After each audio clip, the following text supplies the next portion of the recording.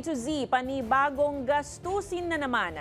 Inanunsyo na ng Meralco ang panibagong dagdag singil sa billing ngayong buwan ng Marso. Pero hindi pa po kasama rito ang epekto sa girian sa gitnang silangan. Sa tansya ng mismong Department of Energy, posibleng sumirit sa 16% ang taas singil sa kuryente sa mga susunod na buwan kung magtutuloy-tuloy din ang taas presyo ng krudo. Ang balitang A to Z ni Ace Cruz. Imbis na tumutok sa electric fan, sa labas ng bahay nila nagpapahangin tuwing hapon si Nanay Elizabeth. Ngayon unti-unti na rin umiinit ng panahon nitong Marso. Paraan niya ito para mapababang konsumo sa kuryente. Patay mo na yung ilaw. Isipin namin, may ripa kami. O, lalaki talaga. Noong hindi ako pa marunong talagang abot ng 2008. Kaya hindi kaya-aya sa consumers gaya ni Nanay Elizabeth ang anunsyo ng Meralco na tataas na naman ang singil sa kuryente ngayong buwan sa halagang 64 centavos kada kilowatt hour.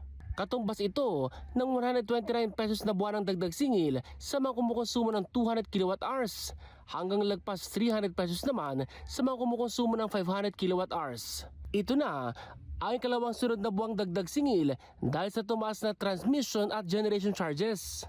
Ang masakit, inaasahan na rin ang posibleng taas singil sa susunod na buwan kapag naisama na sa computation ang epekto ng tensyon sa Middle East. Krisis sa gitnang silangan ay hindi pa naka-factor in dito.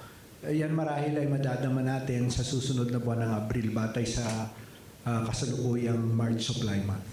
Paliwanag ng Meralco, dahil sa mataas na demand sa kuryente tuwing tag-init, gagalaw din nila ang presyohan nito sa wholesale electricity spot market bukod pa ang epekto ng giyera sa gitnang silangan. Those two factors are really most probably going to drive prices higher at kami gusto na namin i-emphasize yun na talagang it's almost inevitable. Pero maaga pa nila para matukoy ang final computation sa magiging paggalaw sa presyo. Tiniyak naman ng Meralco na may nakalatag silang measures para hindi gaanong mapuruhan ang mga electric consumers sakaling mas tumaas pa sa mga susunod na buwan ang dagdag singil sa kuryente. Una nang sinabi ng Department of Energy na posibleng tumaas ng 16% ang singil sa kuryente kung magpapatuloy ang pagtaas ng presyo ng langis dahil sa Middle East tension.